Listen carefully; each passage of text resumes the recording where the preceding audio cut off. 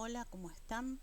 En esta unidad estamos por ver las células eucariontes y las células procariontes. Vamos a analizar las semejanzas, las diferencias y vamos a comparar también los dos grandes tipos de células eucariontes, que son las eucariontes animales y eucariontes vegetales. Vamos a comenzar esta unidad recordando que es una célula. Una célula es la unidad estructural y funcional de los seres vivos. Y esto quiere decir que todos los seres vivos estamos formados por una o por más células. Los que están formados por una sola célula se llaman unicelulares, como la ameba, el paramecio. En cambio, los que estamos formados por muchas células, pertenecientes a los otros reinos, animal, vegetal, los hongos, sí son organismos pluricelulares. Algunas de las características que tenemos en común todos los seres vivos entre sí es que nuestras células poseen una membrana que las delimita y que las separa del entorno, que es la membrana plasmática, y ADN, que es la molécula portadora de la información genética. Las células tienen distintos tamaños, distintas formas, pero todas ellas son microscópicas. Al mismo tiempo, esas formas y tamaños diferentes en organismos pluricelulares también les van a dar distintas funciones. La estructura de todas las células está formada por biomoléculas o moléculas orgánicas y moléculas inorgánicas. Las más comunes, las que están en todos los tipos celulares, son los ácidos nucleicos, que tienen dos grandes grupos, que son el ADN, que es la molécula que contiene la información genética, y los ARN, que tal vez hayan escuchado mencionar, el ARN mensajero, el ARN ribosomal, el ARN de transferencia, que son moléculas que tienen como función la síntesis de proteínas. Otro tipo de biomoléculas frecuentes son los lípidos o las grasas. Un ejemplo son las membranas biológicas, ¿sí? La membrana plasmática, que vamos a ver en un ratito, está formada por un tipo de lípidos que se llaman fosfolípidos y otro lípido que seguramente conocen, que es el colesterol. Otro grupo de biomoléculas son las proteínas. Las proteínas están formadas por aminoácidos y llevan a cabo muchas de las funciones de los distintos tipos celulares. También veremos algunos ejemplos más adelante en esta presentación. Y finalmente los glúcidos, que son los azúcares o los hidratos de carbono, que tienen también una serie de funciones bien interesantes que vamos a discutir. Y dentro de las moléculas inorgánicas están el agua, sales, iones, que van a ofrecer tanto un medio para que se produzcan las reacciones químicas, como también van a aportar a algunas reacciones específicamente. En este cuadro vamos a observar las características más importantes de los dos grupos celulares, ¿sí? De células procariontes y de células eucariontes. Procariontes quiere decir que no tienen núcleo, lo que no significa que no tengan ADN. Tienen un ADN en el citoplasma, ¿sí? No está rodeado en una estructura que es el núcleo.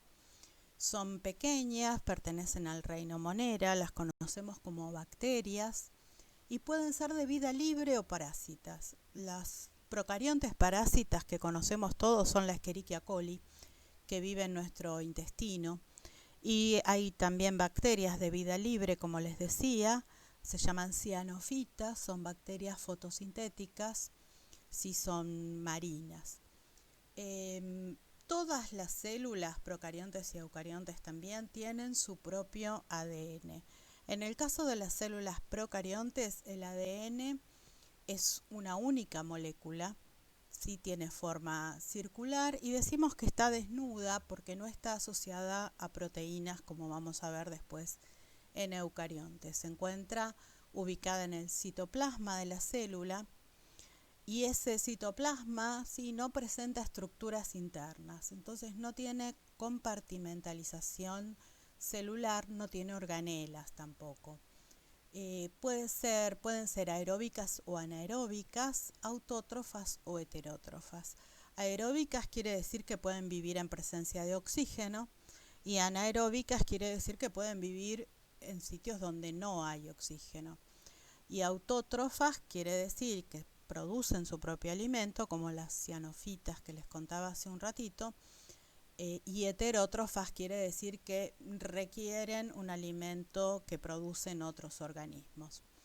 En este mismo cuadro tenemos una mínima descripción de las células eucariontes y comparativamente son de mayor tamaño, tienen mayor complejidad, forma individuos unicelulares, como les contaba hace un ratito, ¿sí? Las amebas o el paramecio, que son organismos unicelulares, o puede formar organismos pluricelulares como nosotros. Los unicelulares pertenecen al reino de los protistas. Los pluricelulares son animales, vegetales u hongos. El ADN de las células eucariontes está envuelto en membranas formando una estructura que se llama núcleo. Si estas células presentan compartimientos o sitios donde se producen reacciones químicas específicas. Son aeróbicas estrictas, no pueden vivir en lugares donde no hay oxígeno, y están en organismos autótrofos como los vegetales o heterótrofos como los animales o los hongos. Veamos con un poco más de detalle cómo es una célula procarionte. El esquema que les estoy mostrando es una célula modelo, quiero decir. Sí, hay una diversidad importante de células procariontes debido a sus hábitos, digamos, si son aeróbicas o anaeróbicas, si son parásitas o de vida libre, cada una tiene sus propias características. Entonces, lo que vamos a ver es un modelo general de célula procarionte. Como ven, tiene una molécula grande que se ve ahí desordenada, que es el ADN. No está dentro de otra estructura, sí está en el citoplasma. Y está a veces en una región, en un área dentro del citoplasma que se llama nucleoide. Muchas bacterias tienen además otro segmento de ADN separado del ADN principal que se llaman plásmidos. Los plásmidos también son ADN, pero son ADN que le confiere determinadas características a la célula. Muchas veces esas características son específicas, como resistencia a antibióticos, y son elementos que comparten las bacterias en una reproducción sexual, ¿sí? Intercambian plásmidos en ese proceso. Las células procariontes, todas ellas, volvamos al modelo general, tienen una membrana plasmática. La membrana plasmática está formada por una capa de grasa, una capa lipídica, y proteínas asociadas a esta bicapa lipídica, y está directamente unida al citoplasma. Quiero decir, separa el citoplasma del resto de las capas o del medio. Después del citoplasma viene una capa exterior que se llama pared celular. La pared celular de las bacterias está compuesta por una molécula llamada mureína, ¿sí? Que es distinta de la pared celular de células vegetales, y lo que le confiere a la bacteria es una estructura, una protección. Y por fuera de la pared celular, la tercera capa que presentan las células procariontes, está la cápsula. La cápsula tiene sustancias que le permiten adherirse a la bacteria a distintas superficies. Pueden ser, si son de vida libre, podrá adherirse a una roca, o podrá adherirse a un órgano de su hospedante si es parásita. En el citoplasma de las bacterias hay ribosomas. Los ribosomas son macromoléculas complejas que están formadas por ARN, como les contaba hace un ratito, ARN ribosomal, y proteínas asociadas. Vamos a ver un esquemita de un ribosoma más adelante, y recuerden que estas estructuras La función de estas estructuras es la síntesis de proteínas. Y después tienen ese medio acuoso que es el citoplasma, que está conformado por agua, por sales, por proteínas. Y ese medio es donde se realiza el metabolismo. El metabolismo que tiene que ver con esa capacidad de transformación, ¿sí?, de moléculas que le permite a la célula construir moléculas o degradarlas, ¿sí? Es decir, que vamos a ver que hay dos tipos de metabolismo: anabolismo, cuando se construyen moléculas, o catabolismo, cuando se oxidan o cuando se degradan moléculas. Y finalmente, las células procariontes pueden tener flagelos, fimbrias y pili, que son esos pelitos que se ven ahí. El flagelo es una estructura alargada en forma de látigo y tienen que ver con la locomoción de las células. Quiere decir que le permite nadar, ¿sí? Mueven el flagelo y pueden desplazarse. Entonces, piensen que las bacterias que viven fijas, adheridas a un sustrato, no tienen flagelo. Las fimbrias y los pili tienen función de adhesión, sí, algunas durante la reproducción, sí, que unen una bacteria con otra, y otras al sustrato. Al observar una célula eucarionte, lo más llamativo es ver que tiene compartimientos, tiene estructuras internas. Una de las estructuras más importantes es el núcleo, ¿sí?, por su función de contener y proteger al ADN. También tiene sistemas de endomembranas que permiten un transporte dentro del citoplasma y sistemas de organelas que cumplen funciones específicas. Todo esto le confiere a la célula eucarionte una gran organización, ¿sí?, una compartimentalización de las funciones. El ADN eucarionte está formado por varias moléculas y la cantidad de moléculas de ADN está definida por la especie a la que pertenece el organismo y está asociado a proteínas llamadas histonas. Si bien es un tema que se va a ver mucho más adelante, las histonas cumplen una función de ordenamiento de las moléculas de ADN. Las ordena, permite que se compacten en determinados momentos de la vida de la célula y, o que estén más laxas, más estiradas para cumplir con otras funciones. Dentro de los tipos celulares eucariontes vamos a ver los eucariontes animales, las células eucariontes animales y las vegetales. Vamos a ver cuáles son las estructuras comunes, funciones comunes y las diferencias entre ellas. En este esquema estamos viendo los dos tipos celulares, ¿sí?, células eucariontes animales y células eucariontes vegetales. Podemos apreciar la cantidad de estructuras que tienen en común y las diferencias, ¿sí?, las estructuras que están en una célula, en un tipo celular y en la otra no. Las comunes son el núcleo, el nucleolo, los retículos, el retículo endoplasmático liso, retículo endoplasmático rugoso, lisosomas, citoesqueleto, mitocondrias, como ven presente en ambos tipos celulares, citoplasma, ribosomas, complejo de Golgi, membrana plasmática.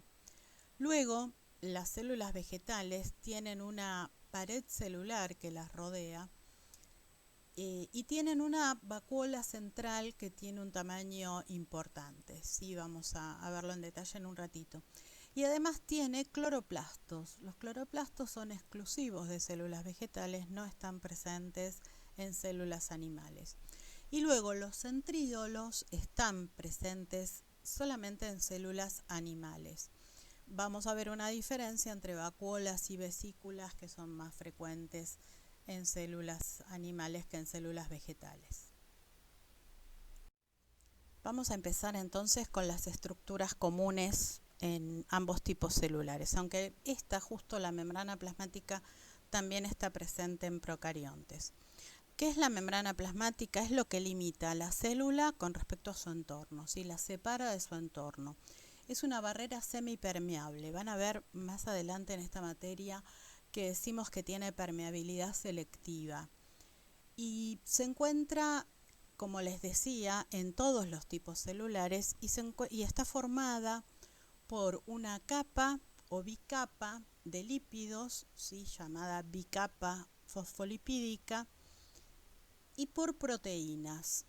Los fosfolípidos están ahí en grisecito, ¿sí? Están formadas por cabezas y colas, y las proteínas son esas estructuras color lila grandes que atraviesan la membrana. Tiene además otro componente que son esas ramitas verdes que aparecen ahí, que son los glúcidos. Cada uno de estos componentes de la membrana tiene una función específica que está vinculada con el reconocimiento celular, célula a célula, con esta permeabilidad selectiva que les mencionaba hace un ratito, con el transporte de moléculas hacia la célula y fuera de la célula. Y bueno, cada uno de estos elementos entonces tiene una función. Los fosfolípidos presentan una fase continua, ¿sí? Es una superficie continua y es la que delimita. En general las proteínas tienen funciones de transporte y los oligosacáridos tienen función de reconocimiento celular. Piensen que la membrana plasmática rodea la célula por completo. Nosotros acá estamos viendo un recorte, sí, con su estructura molecular. El citoplasma también es común a los tres tipos celulares, ¿sí? Tiene una composición química bastante similar también. Lo definimos como el medio acuoso que rodea al núcleo, ¿sí? Y está por fuera de las organelas, en el caso obviamente de células eucariontes animales o vegetales. La composición química, la molécula más abundante es el agua, pero también tiene enzimas que son proteínas catalizadoras y que cumplen funciones en el metabolismo. Otras proteínas que pueden tener funciones estructurales o de transporte tienen sales, minerales, iones, y tienen ribosomas, que recordemos que la función es síntesis de proteínas. En el citoplasma se producen muchas de las funciones metabólicas de la célula. Una que vamos a estudiar más adelante, por ejemplo, es la glucólisis o la síntesis de proteínas. La glucólisis es uno de los pasos oxidativos de la glucosa, ¿sí? Donde se rompe glucosa para obtener energía. Y la síntesis de proteínas es la construcción de las proteínas presentes en las células. Acá vemos un núcleo, ¿sí? La figura que tenemos está representando un núcleo. Como ven, es una estructura bastante compleja. El núcleo está formado por una envoltura nuclear, que son dos membranas con una estructura similar a la que vimos hace un ratito, que están unidas en determinados puntos formando poros, es decir, sitios que comunican el interior del núcleo con el citoplasma que lo rodea, y tiene un espacio en el medio, ¿sí? Son dos membranas con un espacio en el medio. Esta envoltura nuclear es compleja, será parte del estudio en la segunda parte de la materia. Y bueno, por ahora sabemos que es una estructura que va a contener al ADN, y el ADN de células eucariontes permanece siempre dentro del núcleo.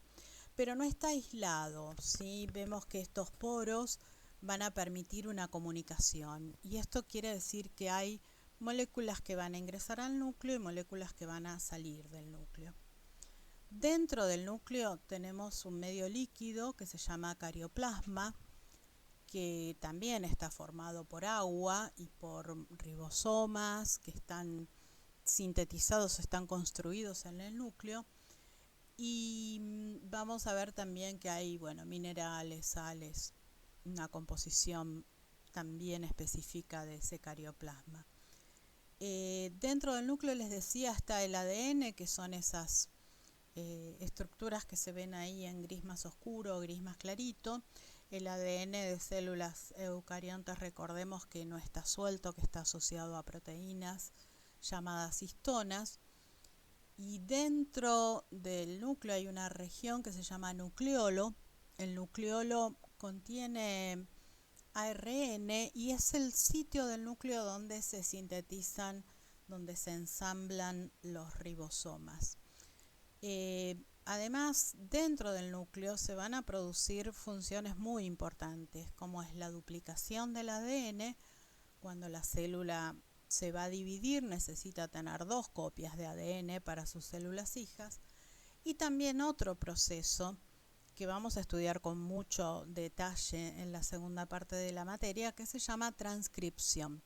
La transcripción es copiar la información que hay en el ADN a moléculas de ARN que son necesarias, como veíamos hace un rato, para sintetizar, para construir proteínas. Otro elemento que podemos ver en el esquema es que en la cara externa del núcleo, quiero decir el lado del citoplasma, el que da el citoplasma, hay ribosomas. Y cuando en una estructura hay ribosomas, tenemos que pensar que ahí se van a sintetizar proteínas, ¿sí? Así que a nivel de la cara externa del núcleo también se van a sintetizar proteínas.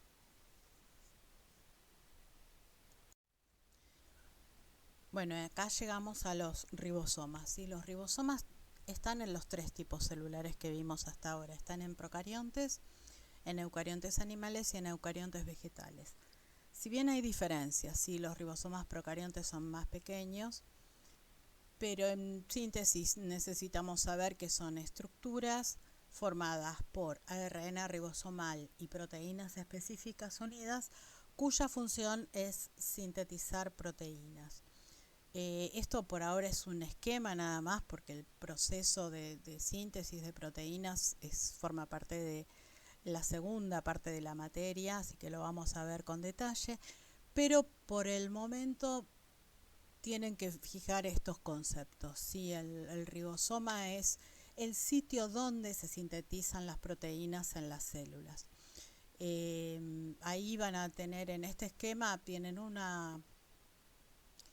esquema más tipo dibujitos, ¿sí? Donde ven unas cintas y ven como un collarcito de perlas, y ahí estamos queriendo representar los distintos tipos de ARN. Si este collarcito de perlas que sale en ambos dibujitos sería la proteína que se va construyendo, si cada perlita sería el aminoácido, y el ribosoma es el que construye esto, ¿sí? Va uniendo los aminoácidos de una forma determinada, utilizando información del ADN para construir la proteína final.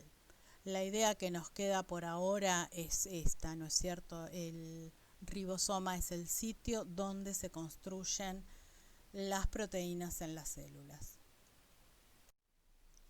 Siguiendo entonces con las estructuras comunes en células eucariontes, tenemos el retículo endoplasmático rugoso. El retículo es una red de membranas, ¿sí? Como si fueran tubos de membrana, que se comunica directamente con la envoltura nuclear y tiene ribosomas adheridos en su cara citoplasmática. Cuando hablamos de tubo, imagínense que tiene un medio interno y el medio externo sería el citoplasma, ¿sí? Y estos ribosomas que tiene adheridos en la cara citoplasmática tienen como función la síntesis de proteínas. Dentro del retículo endoplasmático rugoso se sintetizan 3 tipos proteicos. Son proteínas que van a formar parte de la estructura de membrana, como las que vimos hoy y otras, ¿sí? Otras variedades. Son proteínas de membrana, entonces, proteínas de exportación, quiero decir proteínas que se producen en la célula y van a actuar en otra, es decir, que se van a eliminar de la célula, se van a transportar fuera de ella, como por ejemplo alguna hormona proteica, y proteínas que van a tener una función de enzima hidrolítica, es decir, van a degradar compuestos que ingresan al citoplasma o que están en el citoplasma, y van a tener esa función, ¿sí? La de hidrolizar, la de oxidar, la de degradar moléculas o macromoléculas. Estas enzimas hidrolíticas van a formar parte de los lisosomas. Vamos a ver en un ratito cómo es que se sintetizan los lisosomas. El otro componente común en los tipos celulares eucariontes es el retículo endoplasmático liso. Como podemos ver en el esquema, está a continuación del retículo rugoso que vimos recién y presenta una continuidad de estructura. Ven que es como una red de canales que continúan con el retículo rugoso. El retículo liso no tiene ribosomas, entonces no sintetiza proteínas, pero sí tiene otras funciones muy importantes para la célula. Una es la síntesis de lípidos, los fosfolípidos de la membrana, el colesterol que tiene la membrana también, sí, son lípidos que se van a sintetizar en el retículo endoplasmático liso. Otra de las funciones que tiene es eliminar tóxicos, se llama detoxificación. También acumula calcio, ¿sí? Entonces interviene en la contracción muscular y también produce vesículas de transporte hacia el siguiente sistema, que es el sistema de Golgi. Ahora lo vamos a ver en el siguiente esquema.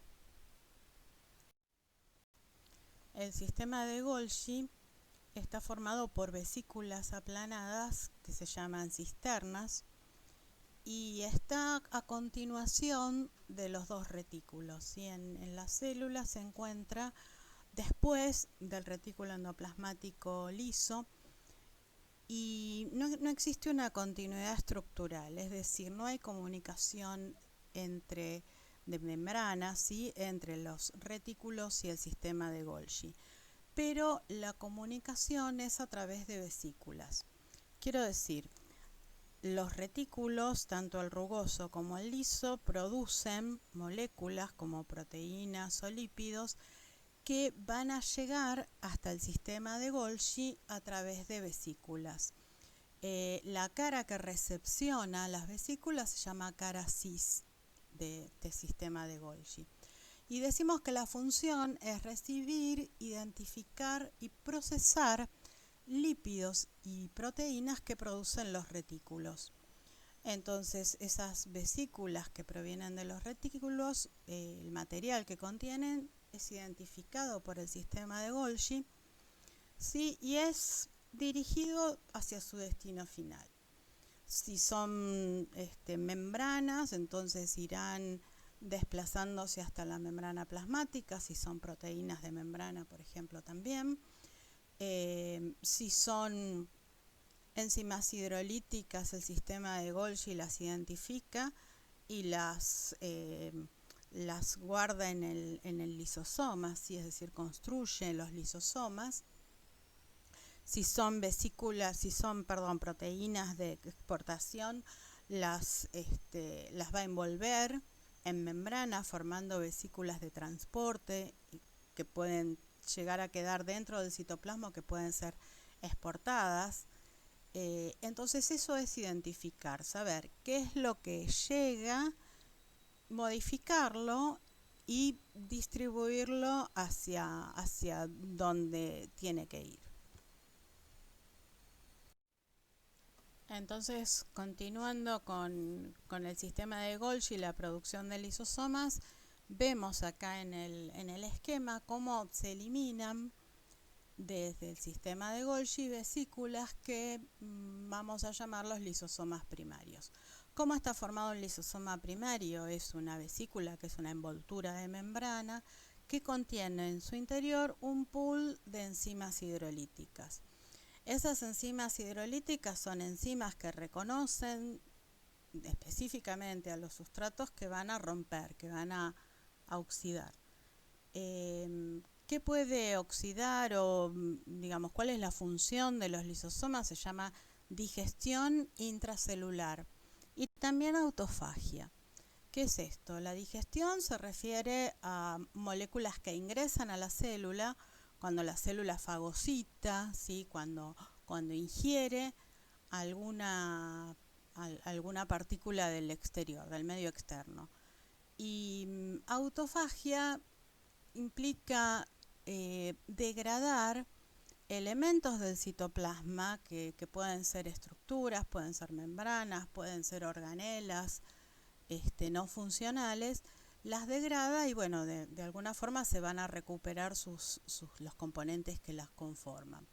Fíjense una cosa más, cuando el lisosoma primario, este que es como una bolsita con enzimas, se une a lo que va a digerir, forma el lisosoma secundario. En el lisosoma secundario es donde se produce la digestión. ¿Por qué? Porque se ponen en contacto con la molécula que se va a degradar, se ponen las enzimas hidrolíticas. Sí, estas enzimas van a romper las moléculas en sus monómeros constituyentes. Bueno, tenemos ahora la organela mitocondria. ¿Sí? Las mitocondrias están en células eucariontes vegetales y animales y la función es oxidar, romper moléculas orgánicas para obtener energía. Tenemos toda una unidad para ver este tema, así que ahora solamente les voy a presentar la mitocondria. Como pueden ver, tiene dos membranas, una membrana externa lisa y una membrana interna que está plegada formando crestas, que son como esos voladitos que se ven. Las mitocondrias tienen su propio ADN, sí, tienen un ADN tipo procarionte, circular, que se encuentra en el citoplasma, sí, que es el espacio interno de esa cresta, y tienen sus ribosomas también, así que sintetizan proteínas y con su propia información genética. Como les decía, la función se llama respiración celular y las moléculas que oxida pueden ser azúcares, ¿sí? La glucosa, por ejemplo, que empieza a oxidarse en el citoplasma de la célula y finaliza su oxidación en la mitocondria. Y vamos a obtener como resultado de esa oxidación, vamos a obtener ATP. Si el ATP, vamos a verlo también con detalle en otras unidades, pero es una molécula que transporta la energía, transporta energía química, que es la energía que requiere la célula para su metabolismo. En estos esquemas vamos a ver un poco la diferencia entre vacuolas y vesículas. Decimos vacuolas en general a estructuras en células vegetales, presentes en células vegetales. Como pueden ver en este esquema, la vacuola central es enorme, sí, ocupa casi todo el citoplasma de la célula y en general lo que hacen es tener funciones de reserva. Sí, pueden reservar almidón y en ese caso las vacuolas se van a llamar amiloplastos. Pueden reservar proteínas, se van a llamar proteinoplastos. Pueden reservar aceites y se van a llamar elaioplastos. Sí, también pueden tener funciones mucho más complejas que la de reserva. En general le llamamos plástidos, sí, a las vacuolas que se presentan en los vegetales. Y en las células animales les llamamos en general vesículas, son más pequeñas y pueden tener funciones de reserva o de transporte. ¿Sí? El esquema que estamos viendo, espero que lo reconozcan, es un sistema de Golgi que está eliminando vesículas, ¿sí? Acuérdense, vesículas de transporte podrían ser las que transportan proteínas o lípidos desde los retículos hasta Golgi, o las vesículas que produce el sistema de Golgi y van a ser liberadas al exterior, como este ejemplo, ¿no? O podrían quedar retenidas en el citoplasma y ser un medio de reserva, o podrían simplemente transportar segmentos de membrana. Los centriolos son exclusivos de células animales y la función es transportar cromosomas durante la división celular. Ahora les aclaro un poquito esto. Vemos en el esquema una célula completa y unas pequeñas estructuras que le llamamos centriolos. En realidad son estructuras formadas por proteínas, forman parte del citoesqueleto de la célula y están formadas por microtúbulos. Si la proteína que las forma se llama tubulina. ¿Cómo interviene en la división celular? Bueno, si bien es un tema que vemos después, si esta unidad que nos tocó es muy introductoria, son todos temas que se van a desarrollar luego. Los centriolos se duplican previo a la división celular y durante la división celular migran así en pares, como se ve el dibujito, migran hacia los extremos de la célula, que llamamos polos, y forman entre ellos una red de microtúbulos, se llama uso acromático. ¿Sí? Estas fibras del uso se van a asociar a los cromosomas y van a permitir que los cromosomas se desplacen hacia los núcleos nuevos que se están formando, que van a ser parte de las células hijas. Estamos viendo un cloroplasto, que es una organela exclusiva de las células vegetales. La función de los cloroplastos es hacer fotosíntesis. Lo que vemos ahora es un poco la estructura que tiene, que son dos membranas, una externa y una interna, y unas estructuras que son como pilitas de monedas. Esas estructuras se llaman grana y cada moneda de la pila se llama tilacoide. En el tilacoide, es donde se produce una de las etapas de la fotosíntesis. Y todo el espacio que está entre estas granas va a estar ocupada por un líquido que se llama matriz o estroma del cloroplasto. En este medio, sí, líquido, también se lleva a cabo otra fase de la fotosíntesis. Como les decía antes, bueno, este también es un tema que será desarrollado con mucho detalle y ahora es solamente, bueno, la presentación de la organela. Los cloroplastos tienen también su propio ADN, tienen ribosomas, así que pueden sintetizar sus propias proteínas. Y para hacer un repasito de qué era la fotosíntesis, recuerden que se refiere a la transformación de energía lumínica en energía química y la transformación de materia inorgánica en materia orgánica. La energía lumínica es la del sol, ¿no es cierto? La energía química está en el ATP. Y con respecto a la materia inorgánica es dióxido de carbono y la materia orgánica es, por ejemplo, glucosa, que va a ser uno de los productos de la fotosíntesis. Para que estas reacciones se produzcan necesito de un cloroplasto. Bueno, la última estructura que nos queda es la pared celular, que es exclusiva de células vegetales. La pared de células vegetales es de celulosa, ¿sí? El polímero que las forma se llama celulosa. Es un polisacárido, es un glúcido que tiene función estructural y va a encerrar a la célula, ¿sí? Va a encerrar a la membrana celular y va a separar una célula de otra en un tejido vegetal. Si la pared crece mucho, la célula va a quedar aislada y se va a morir, ¿sí? Como pasa en la corteza de los árboles, ¿sí? Que son celdas que no tienen células adentro porque quedaron aisladas y se redujeron y desaparecieron. Pero en tejidos vegetales vivos, ¿sí? que están metabolizando, vamos a ver que las paredes celulares son más finas y que tienen interrupciones.